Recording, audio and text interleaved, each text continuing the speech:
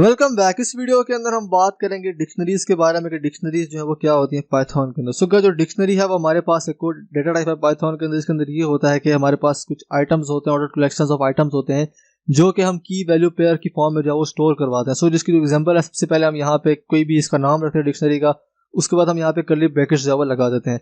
तो सबसे पहले हमारे पास यहाँ पे की आ जाती है और फिर उसके बाद यहाँ पे कॉलन के बाद हम उसकी वैल्यू जो है वो यहाँ पे लिख देते हैं, जो हमारे पास एक डिक्शनरी जो है वो बन जाती है। हम इसके अंदर जो वो मल्टीपल वैल्यूज जो है वो इसी तरह की वैल्यू पेयर की फॉर्म में जो है वो इजीली लिख सकते हैं। सो यहाँ पे जो की होती है वो कोई भी डेटा टाइप हो सकती है और यहाँ पे जो वैल्यू होती है वो हम किसी भी डेटा टाइप जो है वो रख सकते हैं। लेट्स से कि यहाँ पे जो की है वो हमारे पास नेम है और यहाँ पे हम लिस्ट रखना चाहते हैं एज अ वैल्यू, तो वो हम यहाँ पे इजीली जो है वो रख सकते हैं। मतलब यहाँ पे किसी भी तरह का डेटा जो है वो हम यहाँ पे एज अ वैल्यू जो है वो यहाँ पे स्टोर करवा सकते हैं।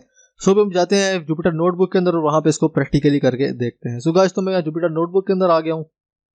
तो सबसे पहले मैं क्या करता हूँ, मैं यहाँ पे एक डिक्शनरी जो बनाऊंगा। तो मैं यहाँ पे इसका नाम रख लेता हूँ माय डिक्शनरी एंड देन यहाँ पे उसके बाद मैं यहाँ पे इसके अंदर वैल्यू स्टोर करना चाहता हूँ। तो यहाँ पे जो वैल्यूज होंगी वो हमारे पास की वैल्यू पेयर की फॉर्म में होगी। तो मैं यहाँ पे कर लेता हूँ नेम, सबसे पहले हमारे पास की आ जाएगी, फिर हम यहाँ पे कॉलन लगा लेंगे और उसके बाद जो भी हमने यहाँ पे वैल्यू लेनी है इस की को वो हम यहाँ पे जो स्टोर करवा देंगे।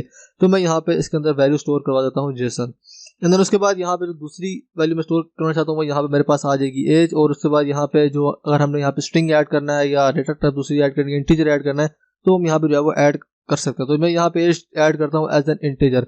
तो यहाँ पे मेरे पास इस तरीके से जो डिक्शनरी है वो यहाँ पे आ जाएगी। तो ये हमारे पास जो डिक्शनरी है वो यहाँ पे बन गई। तो अभी हमने यहाँ पे नेम जो है वो जेसन और एज यहाँ पे जो है वो रख लिया। तो उसके बाद हम अगली बारी क्या है कि हमने इन वैल्यूज को जो है वो एक्सेस करना है। तो हम किस तरीके से जो है वो करते हैं। सो जो वैल्यूज को हम एक्सेस करते हैं वो हम इनकी की को जो है वो यूज करके वैल्यूज को जो है वो एक्सेस करते हैं। सो लेट्स से कि मुझे यहाँ पे नेम को एक्सेस करना है, तो मैं यहाँ पे क्या करूंगा, मैं यहाँ पे जो मेरी डिक्शनरी का नाम है वो मैं यहाँ पे लिख लूंगा और उसके बाद यहाँ पे स्क्वायर ब्रैकेट्स के अंदर जिसकी जो की है वो मैं यहाँ पे जो है वो पास कर रहा हूँ। तो मेरे पास यहाँ पे नेम है, तो यहाँ पे आप देख सकते हैं कि यहाँ पे जो नेम था वो मेरे पास इस तरीके से जो है वो आ गया है। इसी तरह मुझे यहाँ पे एज को एक्सेस करना है, तो सिंपली मैं यहाँ पे की पास करूंगा एज की, तो मेरे पास यहाँ पे जो एज है वो यहाँ पे जो है वो आ जाएगी। उसके बाद मैं चाहता हूँ कि मैं यहाँ पे इसके अंदर कोई न्यू वैल्यू जो है वो ऐड करूँ, तो वो भी जो है वो हम इसके अंदर इजीली ऐड कर सकते हैं। लेट्स से कि यहाँ पे मेरे पास उसकी जो सिटी है वो यहाँ पे नहीं है, तो मैं अगर यहाँ पे उसको एक्सेस करूँगा तो वो मेरे पास अभी यहाँ पे जो है वो नहीं आएगी सिटी। यहाँ पे क्या आएगा की एरर के वो सिटी इसके अंदर जो है वो नहीं है। लेट्स से कि मैं यहाँ पे इसको इक्वल टू किसी वैल्यू के कर देता हूँ, मैं यहाँ पे कर देता हूँ लंदन कर दूंगा, तो यहाँ पे हमें कोई भी जो है वार्निंग एरर जो है नहीं मिलेगा। तो मैं यहाँ पे इसको दोबारा से प्रिंट कर लेता हूँ माय डिक्शनरी को। तो यहाँ पे आप देखेंगे कि यहाँ पे जो सिटी थी वो हमने इस तरीके से इसके अंदर जो है वो ऐड कर दिए। तो हम यहाँ पे इस तरह की लिखेंगे, जो उसके अंदर नहीं होगी उसको किसी वैल्यू के इक्वल कर देंगे तो वो उसके अंदर जो है वो ऐड हो जाएगी। अगर हम सिंपली की को जो है उससे लिखेंगे और किसी भी इक्वल नहीं करेंगे, अगर वो की उसके अंदर नहीं है, तो फिर जो है वो हमें एरर देखने को मिलेगा कि यहाँ पे ये वाली की इसके अंदर जो है वो नहीं है। तो अगर हम इसके अंदर वैल्यू को ऐड करना है तो हम इस तरीके से जो है वो ऐड कर सकते हैं।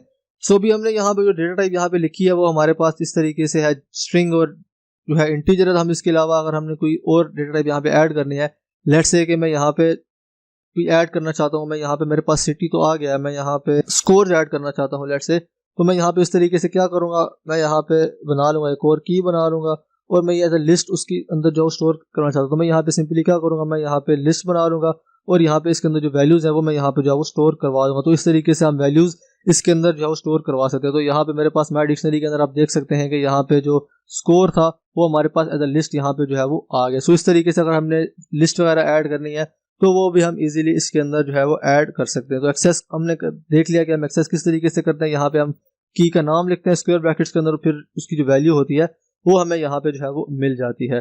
सो इसके अलावा अगर हमने यहाँ पे कोई भी वैल्यू जो है वो यहाँ से रिमूव करने तो वो भी जो है वो हम कर सकते हैं। तो उसके लिए हम यहाँ पे हमारे पास एक डेल का फंक्शन मिलता है, वो हम यहाँ पे जो है वो यूज कर सकते हैं। तो मैं यहाँ पे चाहता हूँ कि यहाँ पे जो स्कोर्स थे वो यहाँ से जो है वो रिमूव हो जाए, तो मैं यहाँ पे डिक्शनरी का नाम रख लूंगा, माय डिक्शनरी मेरे पास यहाँ पे आ जाएगी और यहाँ पे जो की का नेम है वो मैं यहाँ पे जो है वो पास कर दूंगा। तो यहाँ पे जो मुझे रिमूव करना है वो है मेरे पास स्कोर्स।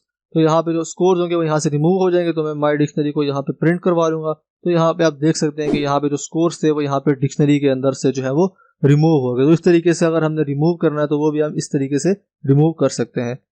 इसके बाद कुछ मेथड्स भी हमें मिलते हैं डिक्शनरी के ऊपर। लेट्स से कि हमने सिर्फ इसकी कीज देखनी है तो वो भी हम यहाँ पे कर सकते हैं। तो मैं यहाँ पे लेट्स से कि मेरे पास माय डिक्शनरी है और मैं यहाँ पे डॉट कीज करता हूँ, तो मेरे पास जो कीज होंगी इसकी वो यहाँ पे जो है वो आ जाएंगे। तो यहाँ पे आप देखते हैं मेरे पास जो कीज इसके अंदर पड़ी है वो भी यहाँ पे नेम, एज और सिटी है।